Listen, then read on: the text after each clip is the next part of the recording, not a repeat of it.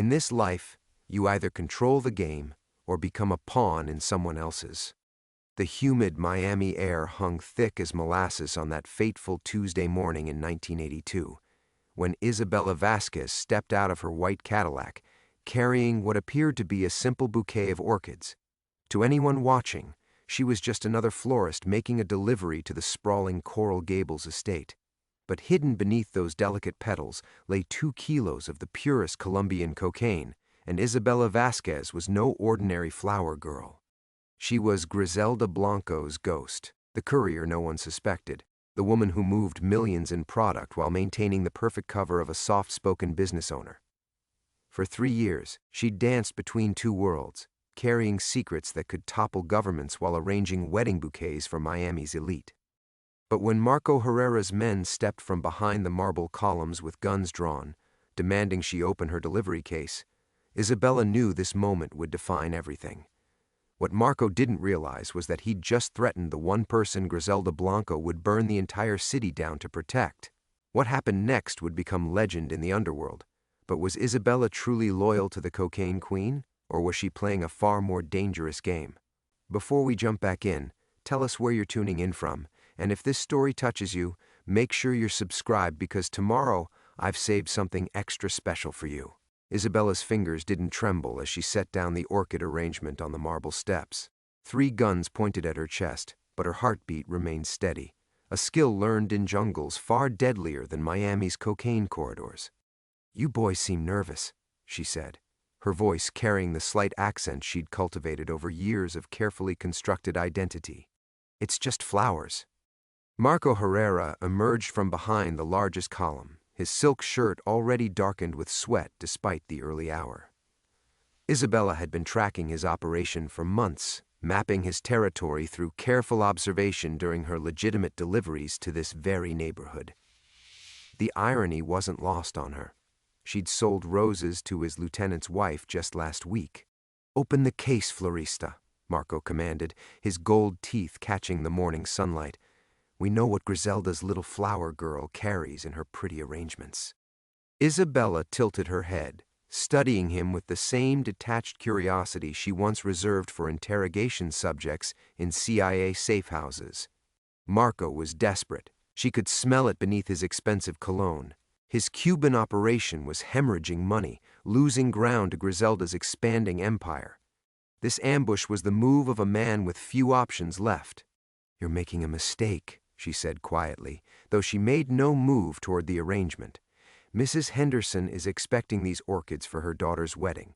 She's the police commissioner's wife." "Fuck the commissioner," Marco spat, but Isabella caught the flicker of uncertainty in his eyes. Good. Doubt was a weapon she wielded better than any gun. The truth was, Mrs. Henderson's order was legitimate, a perfect cover that had taken Isabella weeks to orchestrate. The cocaine hidden in the specially designed false bottom would be retrieved later, during the wedding setup at the Biltmore Hotel. But Marco's intelligence was sloppy, his paranoia making him see conspiracies where none existed. "Raul, check the flowers," Marco ordered. As his lieutenant approached, Isabella finally allowed herself a small smile. She'd counted on this moment, had practically choreographed it. Her hand moved to the simple gold cross at her throat, a nervous gesture that looked innocent but activated the microtransmitter sewn into her collar. Somewhere across the city, Griselda's security chief would be receiving Isabella's location and a coded distress signal. But Isabella had never needed rescuing. Not in Nicaragua when her CIA handler had left her team to die, and certainly not from these sweating amateurs who thought muscle could compensate for stupidity. Raul's hands shook as he prodded the orchid stems. Isabella watched him with professional assessment, noting the fresh needle marks between his fingers, the telltale jaw tension of someone high on his own product. Another weakness in Marco's organization, one she'd already documented in her mental files. "Marco," she said conversationally, as if they were discussing the weather, "do you know why Griselda chose me for this work?" "Because you're nobody," he sneered. "Just another puta with a flower shop." "Because I'm invisible," Isabella corrected. "I've walked through your territory 50 times in the past month. I've delivered arrangements to your accountant's mother, your lawyer's office, even your own daughter's quinceañera, and you never once noticed me." The lie came easily. She'd never delivered to his daughter, but she'd watched the party from across the street, photographing every face, every license plate. Information was her true currency, more valuable than the cocaine that funded her operations. Marco's confidence wavered. Isabella could see him trying to remember, to place her face among the countless service workers who moved through his world like ghosts. This was the advantage she'd cultivated so carefully, the ability to be simultaneously present and forgotten. "You're lying," but his voice lacked conviction. "Your daughter wore a pink dress. The cake was from Sedano's. Your mother-in-law complained about the music being too loud." Isabella's tone remained pleasant, conversational. "I remember because I care about details. It's what keeps me alive in this business." Raúl had found the hidden compartment now, his excited shout drawing Marco's attention. 2 kilos of pure Colombian white, street value approaching 200,000, enough to fund Marco's operation for months, if he was stupid enough to steal from Griselda Blanco. "This is a declaration of war," Isabella said softly, as Marco's men secured the drugs. "You understand that, don't you?" Marco laughed, but the sound held no humor. "Let the bitch come. We're ready for war." Isabella studied his face, memorizing every detail. In her previous life, she'd learned to read men like Marco, to see past their bravado to the fear beneath. He was already dead. He just didn't know it yet. "No," she said, her smile never wavering. "You're really not." As Marco's men forced her toward their waiting car, Isabella felt a familiar calm settle over her. This wasn't a robbery, it was an opportunity. For 3 years, she'd played the role of loyal courier while building a web of intelligence that spanned every cartel in South Florida. Now Marco had given her the perfect excuse to destroy his operation from within. The game was just beginning. The black sedan's leather seats still held the morning heat as Isabella settled between 2 of Marco's men, her hands folded calmly in her lap. She'd been in worse situations, tied to chairs in Managua safe houses, surrounded by Sandinista soldiers who'd discovered her true identity. This was almost quaint by comparison. "Where are we going?" she asked pleasantly, as if they were heading to brunch instead of what Marco undoubtedly planned as an interrogation. "Shut up," Raúl muttered from the front seat, still high from his discovery. The cocaine sat in a black duffel bag at his feet, like a pet he couldn't stop petting.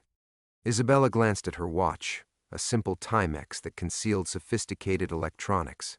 9:47 a.m. She had exactly 3 hours before her next delivery, a standing appointment that would be missed only if she were dead or captured. Griselda's people would know something was wrong by 1 p.m., but Isabella had no intention of requiring rescue. The car headed south toward Coconut Grove, past neighborhoods where Isabella had spent countless mornings building her cover identity. There was the coffee shop where she bought Cuban bread every Tuesday, chatting with Mrs. Garcia about her arthritic hands. The dry cleaner who knew her as the quiet woman who always paid in exact change. The small Catholic church where she attended early mass not out of faith, but because it provided perfect surveillance opportunities. 3 years of carefully constructed normalcy, and it all felt suddenly fragile. They passed Perez Flowers, her legitimate business front, and Isabella felt an unexpected pang of loss. She'd built something real there, something that existed beyond the shadows of her former life. The elderly customers who came for funeral arrangements, trusting her to honor their grief with appropriate beauty. The young mothers planning birthday parties, their children sticky with ice cream as they pointed at colorful displays. The quinceañera preparations that reminded her of celebrations from her own childhood in Guadalajara, before the CIA had recruited her from UCLA and taught her that identity was just another weapon. Her apartment sat 3 blocks away, a modest 1-bedroom that smelled of fresh flowers and Cuban coffee. The bed was always perfectly made, military corners that spoke to old habits. The refrigerator held basic groceries and a bottle of wine she'd been saving for no particular occasion. On the nightstand, a single photograph of a family that wasn't hers, a prop that had become oddly comforting over the years. But beneath the ordinary surface lay the truth of her existence. The false wall behind the bedroom closet concealed enough weapons to outfit a small army. Surveillance equipment that could intercept communications across half of Miami. files documenting the movement and operations of every significant criminal organization in South Florida, intelligence so comprehensive it would make her former CIA handlers weep with envy. Isabella had built this network methodically, using her flower deliveries as cover to map territories, identify key players, and document weaknesses. She knew which lieutenants skimmed from their bosses, which wives were having affairs, which operations were vulnerable to disruption. Information was power, and she'd accumulated enough to topple governments, let alone drug cartels. The question that haunted her quiet moments was why. Not why she'd survived Nicaragua when her team hadn't. She understood the politics that had made them expendable. Not why she'd chosen Miami over the dozen other cities where she could have disappeared. The climate reminded her of home, and sentiment was a luxury she'd rarely allowed herself. The real question was why she'd stayed.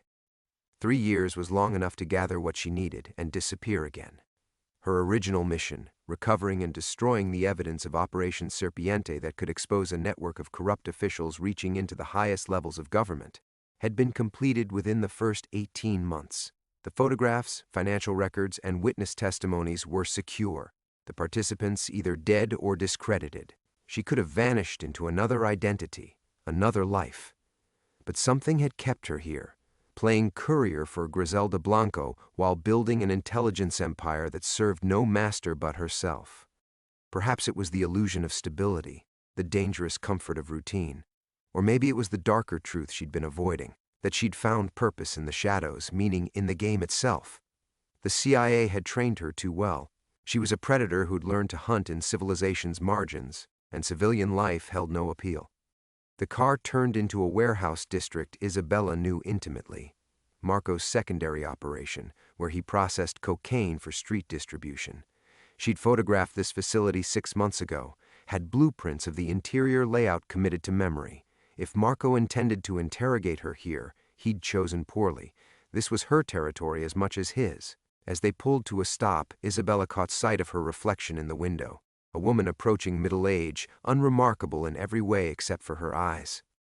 They held depths that spoke to experiences no florist should possess, memories that would never fade. Whatever came next, she was ready. The ordinary world she'd built was about to shatter, but perhaps it was time. Beneath Isabella Vasquez the florist, a more dangerous woman had been waiting patiently for her moment to emerge. The warehouse door groaned open like a mouth exhaling stale cocaine dust and motor oil. Isabella stepped from the sedan with the same unhurried grace she'd use entering her flower shop, her eyes cataloging details with practiced efficiency.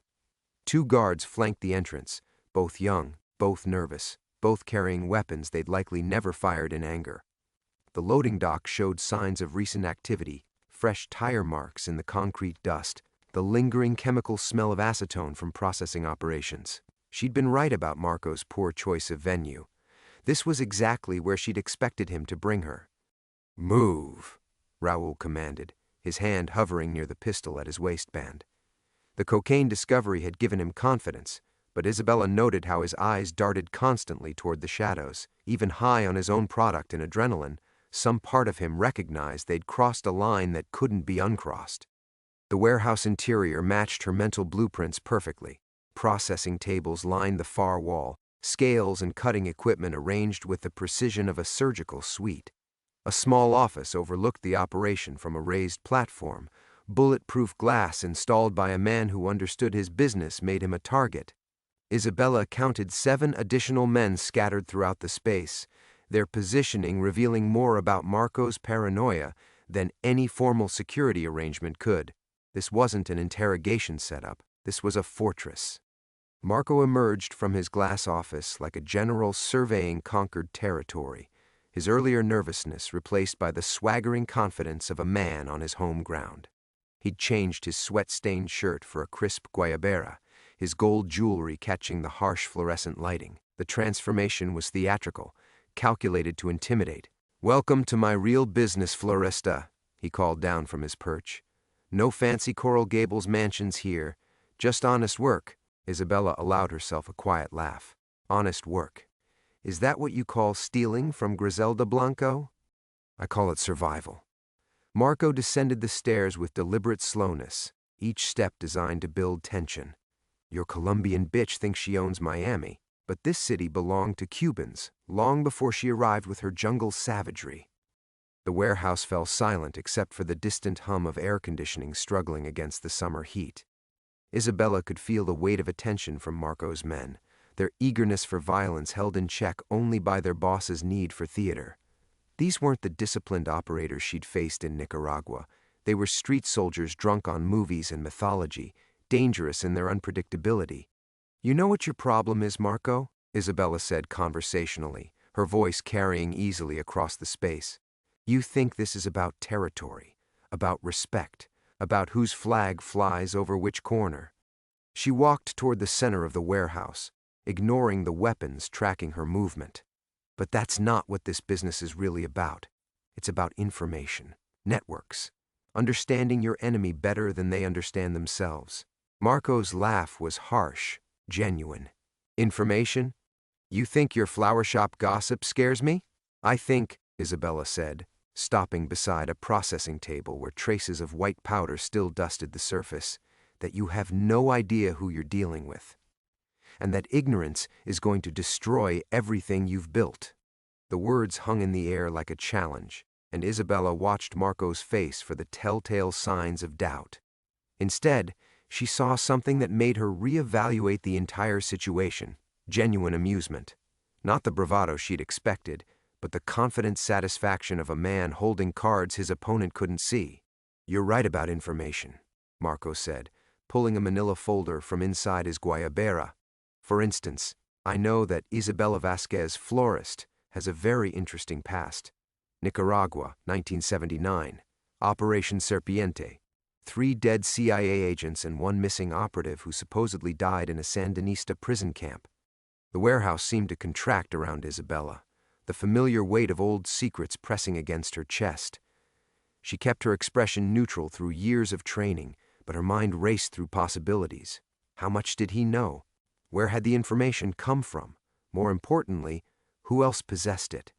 "I know about the missing files," Marco continued, his voice dropping to a whisper that somehow carried to every corner of the space.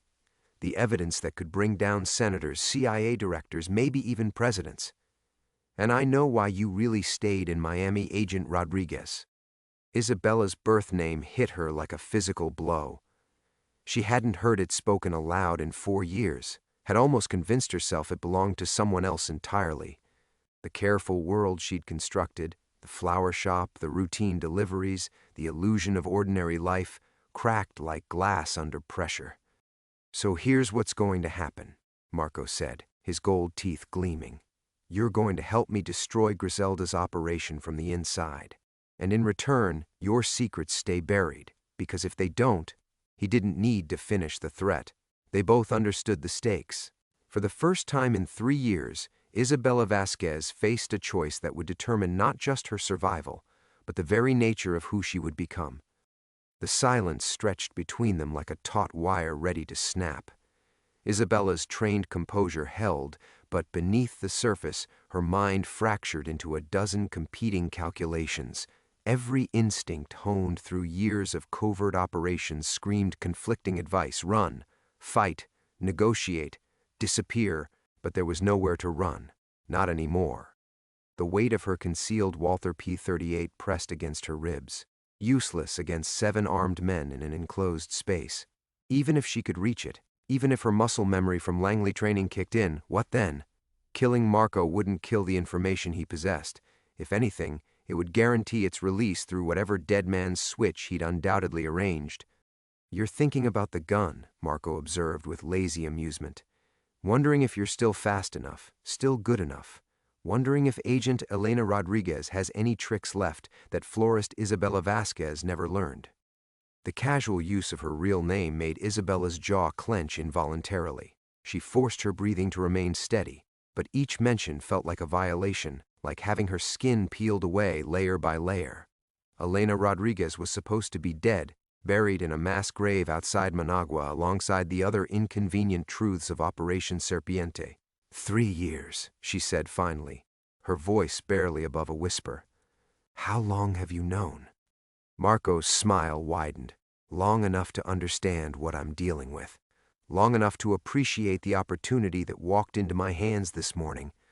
The implications crashed over her in waves. If he'd known for any significant time, others might know too. The careful anonymity she'd cultivated could already be compromised beyond repair. Her clients at the flower shop, the elderly widows, the young mothers, the quinceañera families, they'd welcomed Isabella Vasquez into their lives, their celebrations, their grief. But they'd never met Elena Rodriguez, the woman who'd learned to kill with household objects and lie with the sincerity of Scripture. What would Mrs. Garcia think when she learned her Tuesday morning coffee companion was a wanted CIA operative? How would little Maria Gonzalez react when she discovered the nice lady who helped pick flowers for her birthday party had blood on her hands that no amount of Florida sunshine could wash clean? The thought surprised her with its intensity. When had she begun to care about their opinions? When had their ordinary lives become something she wanted to protect rather than simply exploit for cover? The files, Marco continued, savoring her internal struggle like fine wine, are particularly interesting. Senators who approved weapons sales to the Contras while taking cartel money, CIA directors who ordered the elimination of their own agents to prevent congressional testimony, a conspiracy that reaches into the current administration. Each revelation felt like another weight added to her chest. The evidence she'd risked everything to secure, the proof of government corruption that had cost 3 good agents their lives, was no longer her secret alone. The power it represented, the terrible responsibility of deciding how to use it, had been her burden for 4 years. Now that burden was being weaponized against her. "You don't understand what you're playing with," Isabella said, but the words felt hollow even as she spoke them. Marco's confident demeanor suggested he understood perfectly. "I understand leverage," he replied. "I understand that Griselda Blanco's little flower girl isn't just another courier. She's a ghost with access to intelligence networks that make the CIA look like amateur hour. She's a woman who could bring down 2 governments before lunch if she chose to." The warehouse air felt thick, oppressive. Isabella's carefully constructed life was disintegrating in real time, each revelation stripping away another layer of the protection she'd built around herself. The ordinary world she'd fallen dangerously close to loving, the routine of morning coffee, the satisfaction of creating beautiful arrangements, the small kindnesses exchanged with customers, all of it was built on lies that were now being exposed. But beneath the fear, something else stirred. A familiar coldness she'd learned to recognize in Nicaragua, when everything went sideways and only the hardest choices remained. The part of her that Langley had molded and shaped, the predator that civilian life had only temporarily sedated, was waking up. Marco was right about one thing. He didn't understand what he was dealing with. But neither did she, not anymore. The woman who'd walked into this warehouse was neither Elena Rodriguez nor Isabella Vasquez, but something caught between them, something dangerous in its uncertainty.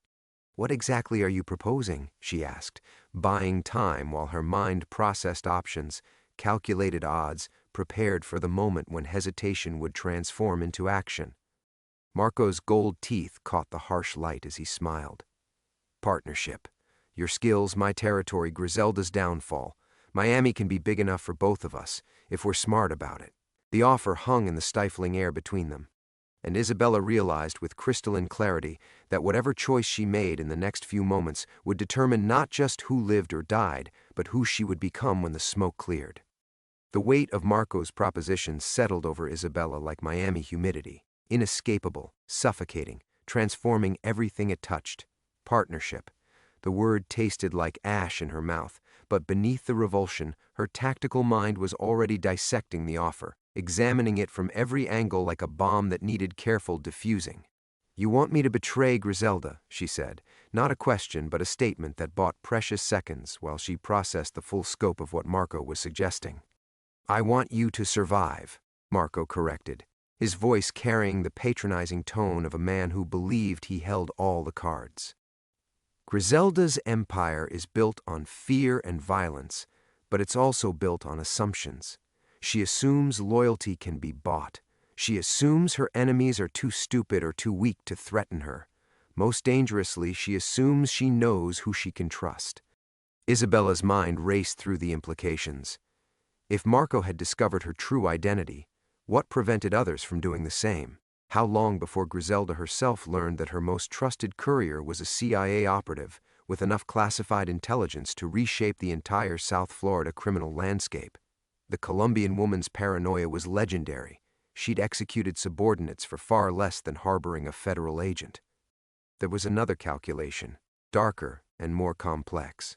Marco's offer represented something she hadn't anticipated: opportunity, not just for survival but for control. For 3 years, she'd operated in the shadows of other people's wars, serving Griselda's interests while pursuing her own agenda. Now she was being invited to step into the light, to become a player rather than a piece on someone else's board. The thought should have repelled her. Elena Rodriguez had died in Nicaragua specifically to escape this life, to leave behind the moral compromises and impossible choices that turned human beings into monsters. Isabella Vasquez the florist represented everything Elena had dreamed of becoming: ordinary, peaceful, connected to simple human joys rather than geopolitical nightmares. But as she stood in Marco's warehouse, surrounded by armed men and the chemical smell of processed cocaine, Isabella felt something she'd almost forgotten: the electric thrill of being exactly where she belonged. Not arranging flowers for quinceañeras or comforting elderly widows, but standing at the crossroads where life and death decisions were made with a word, a gesture, a carefully calculated risk. This was her element. These were her people, the predators and survivors who understood that civilization was just a thin veneer over humanity's fundamental savagery. She'd tried to convince herself that Isabella Vasquez was who she really wanted to be, but Elena Rodriguez was who she actually was, a weapon forged by necessity and honed by experience. "What makes you think I won't just tell Griselda about this conversation?" she asked, testing the boundaries of Marco's confidence. His laugh was genuinely amused. "Because you're too smart to sign your own death warrant. Because you know I'm not the only one who's figured out your little secret. And because, deep down, you're tired of pretending to be someone you're not." The last observation hit closer to home than Isabella cared to admit. The constant vigilance required to maintain her cover story. The careful modulation of responses that seemed normal for a florist but were unnatural for a trained operative. It was exhausting in ways she'd only begun to acknowledge. How many times had she caught herself analyzing customer behavior for potential threats? How often had she memorized license plates in the flower shop parking lot purely out of habit?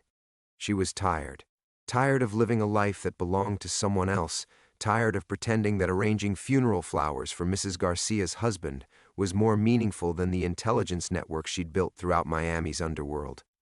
The ordinary world held beauty, even comfort, but it couldn't contain the full scope of who she'd become. "And if I refuse?" she asked, though they both knew she was negotiating terms now rather than considering rejection.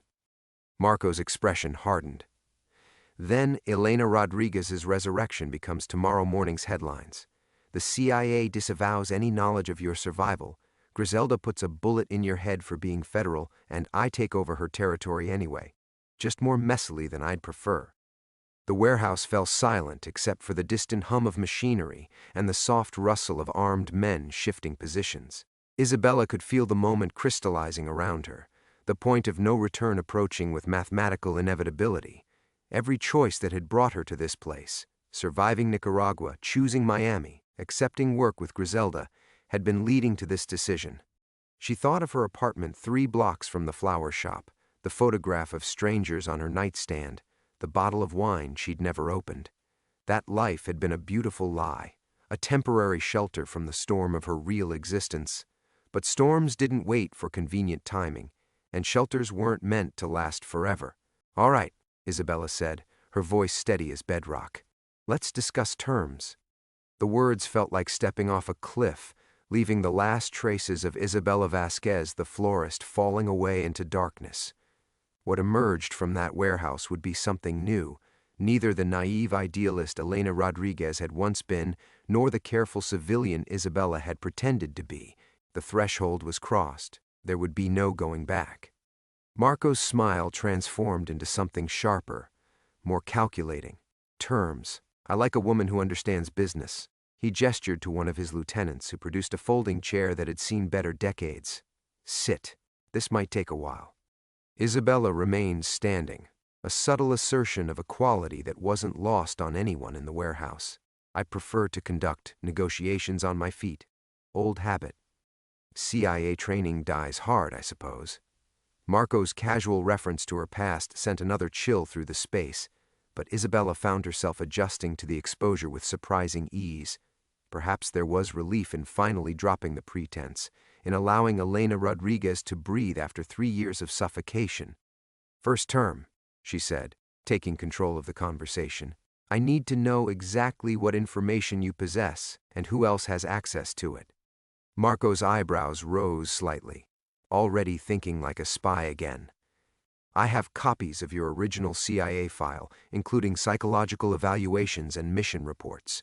I have photographs from Nicaragua, testimony from surviving Sandinista prisoners who remember a female American operative. Most importantly, I have documentation of the classified materials you extracted before your supposed death." The specificity was troubling.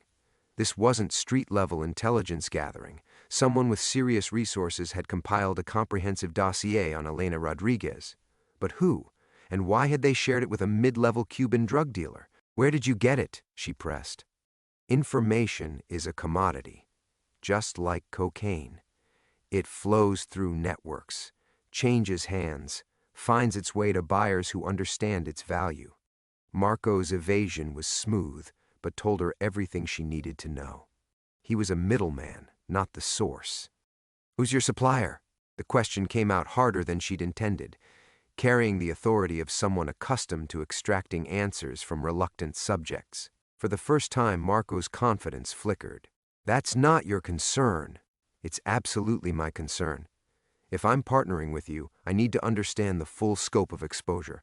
How many copies exist? Who else is being briefed on my background? What's to prevent your source from selling the same information to Griselda or the DEA?" The questions revealed the operational mindset beneath Isabella's civilian facade. She wasn't just accepting Marco's proposal. She was already working to control it, to understand the intelligence networks that had exposed her and potentially exploit them for her own purposes. One of Marco's men, a wiry Cuban with nervous energy and too many gold chains, stepped forward. "She's asking too many questions, Jefe. Maybe she's wearing a wire." Isabella's laugh was genuine, carrying dark amusement. "If I were federal, would I be standing here negotiating with you? I'd have backup positioned outside, surveillance equipment recording every word. Instead, I came alone to a drug warehouse to discuss terms with a man who just threatened to expose state secrets. Does that sound like FBI protocol to you?" The logic was sound, but more than that, her delivery carried the ring of someone intimately familiar with how federal operations actually worked.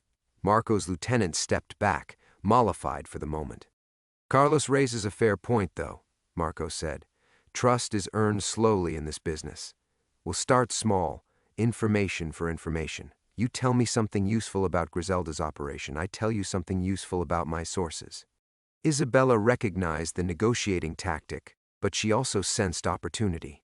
Next Tuesday, Griselda's receiving a shipment from Medellin, 300 kilos, distributed through a seafood company on Key Biscayne. The owner thinks he's storing frozen grouper, but the real product is vacuum-sealed inside industrial ice blocks. The detail was specific enough to prove value while being operationally useless. By next Tuesday, the shipment would already be processed and distributed through Griselda's network, but it demonstrated Isabella's access to high-level intelligence, establishing her worth as a potential asset. Marco nodded appreciatively. "Impressive. My turn. Your file came through a connection in Langley, someone with access to archived operation records and current intelligence assessments. This person believes you're still active, still pursuing objectives related to Nicaragua."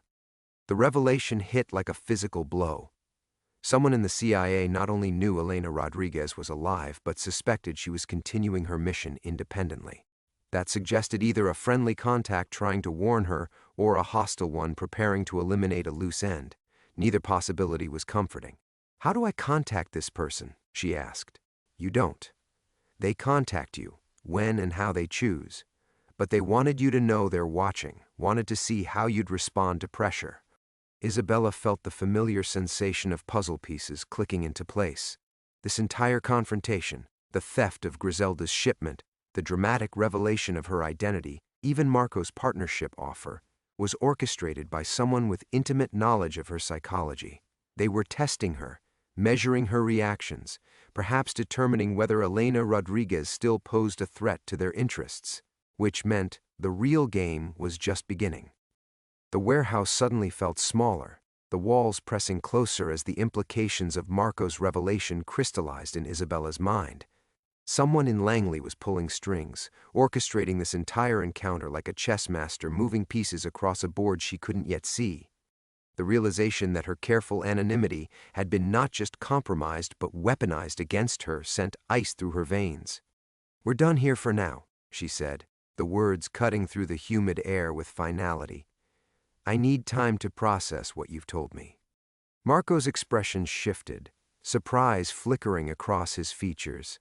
Clearly, he'd expected Elena Rodriguez to be more immediately compliant, more desperate to secure his protection. Time isn't a luxury we have. Griselda expects her missing product explained by... Griselda will get her explanation when I'm ready to give it. Isabella's voice carried a new edge, the authority of someone who'd made life-and-death decisions in jungle clearings while bureaucrats in Washington slept peacefully. "You want partnership? Then start treating me like a partner, not a cornered asset." The shift in dynamics was palpable. Carlos's hand drifted toward his weapon, but Marco raised a subtle finger, freezing the movement. He was reassessing, Isabella realized, recalibrating his approach to account for the fact that Elena Rodriguez wasn't as vulnerable as he'd assumed. 24 hours, Marco conceded. But understand, every moment you delay is a moment for other players to make their moves. Isabella was already walking toward the warehouse exit, her mind racing through contingencies and preparations. 24 hours to transform from a woman caught between two identities into someone capable of surviving what was coming. 24 hours to prepare for a game where the rules were being rewritten in real time by adversaries she couldn't yet identify. The Miami heat hit her like a wall as she stepped outside, but it felt clean compared to the oppressive atmosphere of the warehouse.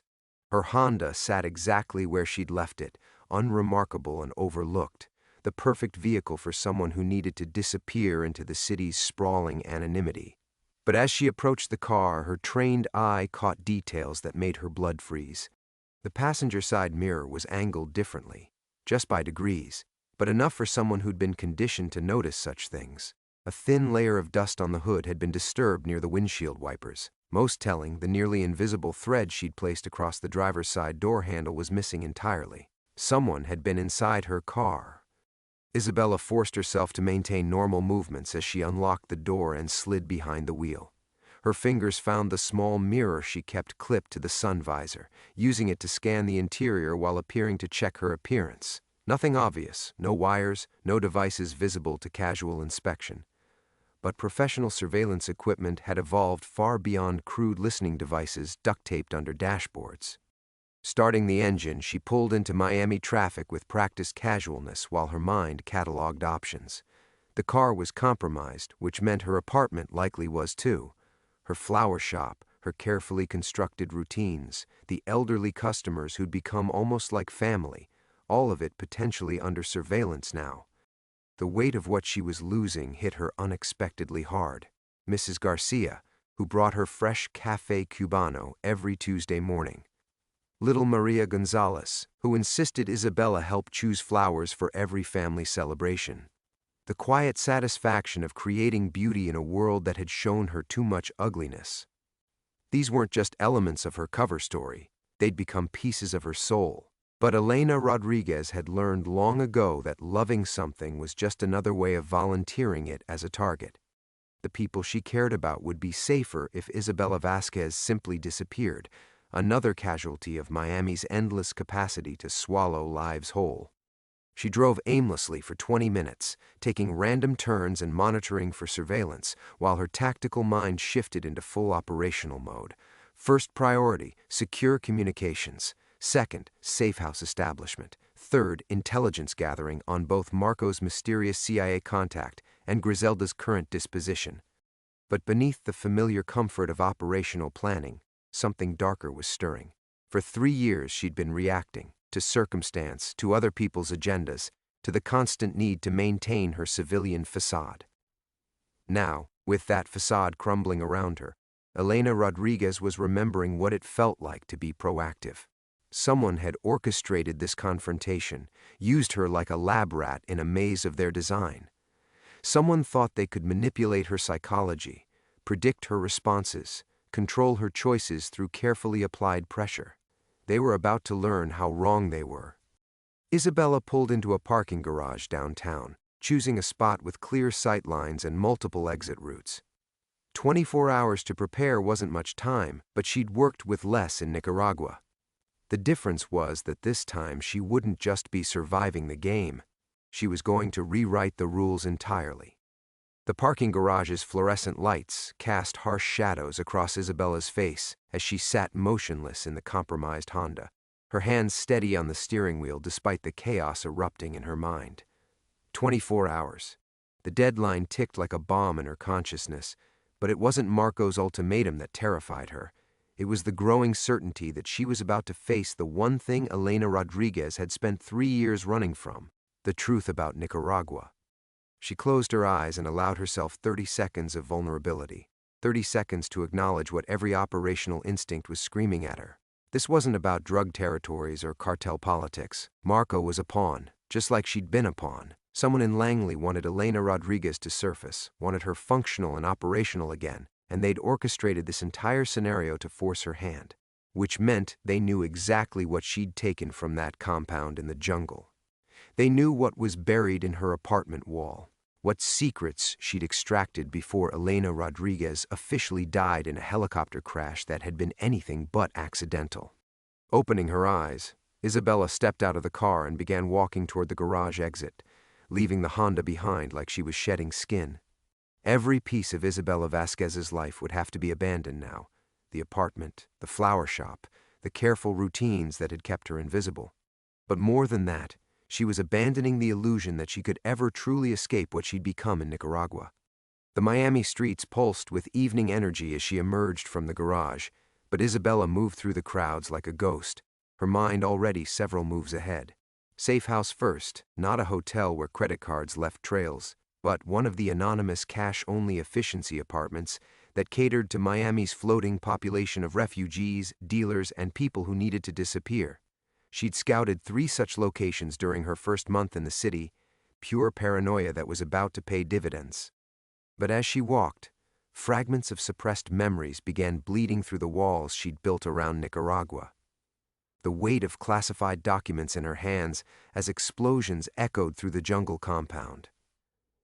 The face of Colonel Martinez, as he realized his most trusted American advisor was systematically photographing every file in his office. The sound of rotor blades approaching as she'd made her impossible choice between duty and survival. Isabella ducked into a phone booth outside a convenience store, feeding quarters into the slot with mechanical precision. The number she dialed belonged to a storage facility in Hialeah, one of 6 backup caches she'd established throughout South Florida.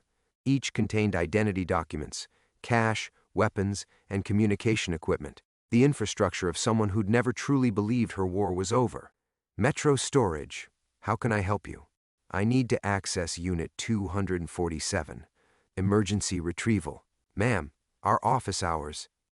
This is Elena Rodriguez. Authorization code Nighthawk 77. The words felt like acid in her mouth, but they achieved the desired effect. The voice on the other end shifted immediately, becoming crisp and professional. Unit 247 will be accessible through the north entrance in 30 minutes. Standard protocols apply. The line went dead.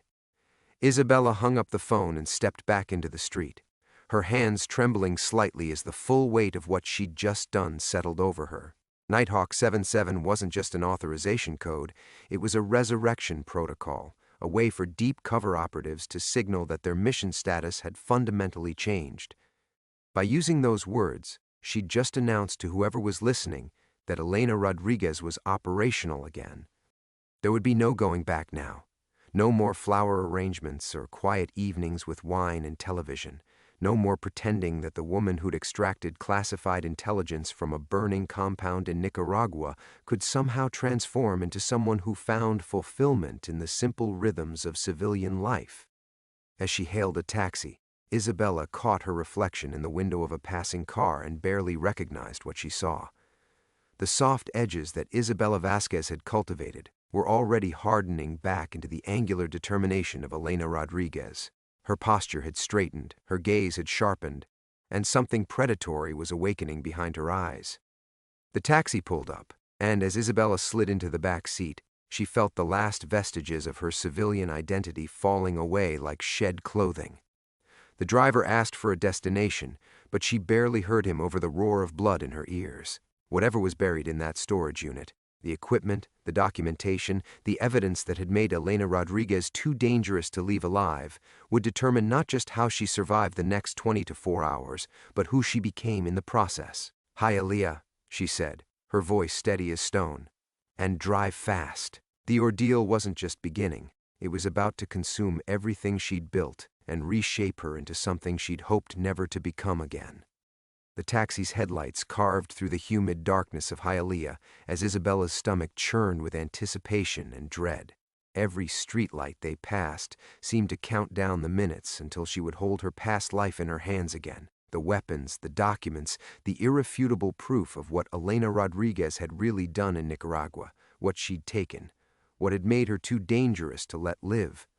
The storage facility loomed ahead, a sprawling complex of orange metal buildings that looked like a child's abandoned toy blocks under the sodium lights. As the taxi pulled away, Isabella felt the familiar hypervigilance settling over her like armor. Every shadow could conceal a hostile operative. Every late-night customer retrieving belongings could be surveillance. The north entrance stood open as promised, a dark mouth leading into corridors lined with identical metal doors. Her footsteps echoed off concrete walls as she made her way to Unit 247, the sound unnaturally loud in the oppressive silence. When she reached the door, her hands moved with muscle memory to the combination lock, fingers spinning through numbers that represented dates burned into her consciousness. Coordinates and Nicaragua casualty counts. The day Elena Rodriguez had officially died. The lock clicked open with finality. Inside the unit, covered by a military surplus tarp, sat everything she'd hoped never to need again. Isabella pulled the fabric away and felt 3 years of careful rebuilding crumble to dust. The equipment was exactly as she'd left it: encrypted radio, night vision gear, documents sealed in waterproof containers, and weapons that could trace their lineage to conflicts most Americans preferred to forget. But it was the manila envelope at the bottom of the largest case that made her blood turn to ice water. With trembling fingers, she broke the wax seal she'd applied 3 years ago and pulled out photographs that could topple governments, images of classified documents she'd extracted from Colonel Martinez's compound, evidence of weapons transfers, drug money laundering, assassination lists with American signatures. And there, in a photograph so clear it might have been taken yesterday, was the face that had haunted her nightmares: Deputy Director James Thornton, shaking hands with cartel financiers in a Managua hotel room. The man who'd sent her to Nicaragua. The man who'd ordered her elimination when she'd learned too much. The man who was probably orchestrating this entire scenario through Marco and his mysterious CIA contact. Isabella's hands shook as she flipped through image after image, remembering the weight of betrayal when she'd realized her own handler was deeper in the conspiracy than any of the targets she'd been sent to eliminate. Thornton hadn't just been running black operations. He'd been running them for profit, using CIA resources to protect cartel interests while American soldiers died in the jungle. The sound of footsteps in the corridor outside made her freeze. Multiple sets, moving with tactical precision. Isabella's training kicked in automatically, her mind calculating angles and distances, but even as her body prepared for combat, her heart was sinking with terrible understanding. They'd been waiting for her to retrieve the evidence, waiting for Elena Rodriguez to surface and lead them directly to the materials that could destroy them. The storage unit wasn't a cache, it was a trap 3 years in the making. Elena Rodriguez, A familiar voice called from outside the unit. "We need to talk." Isabella recognized the voice immediately, though she'd hoped never to hear it again. Deputy Director Thornton himself, speaking with the calm authority of someone who held all the cards. Through the gap beneath the storage unit door, she could see shadows moving. At least 4 operatives, probably more. Her fingers closed around the grip of a Sig Sauer P226, the weight familiar and terrible in her palm. But even as she drew the weapon, she knew the truth with crystalline clarity. There was no way out. No clever escape route, no backup plan that could salvage this situation. They had her trapped in a metal box with evidence that could never be allowed to surface. "The photographs, Elena?" Thornton continued, his voice carrying false reasonableness. 3 years we've been cleaning up the mess you made in Nicaragua. 3 years of careful work to contain the damage. All we need are those pictures, and then this can finally be over. Isabella stared at the photographs scattered around her feet, proof of corruption that reached the highest levels of American intelligence, evidence that could expose the truth about Nicaragua and save the lives of operatives still in the field.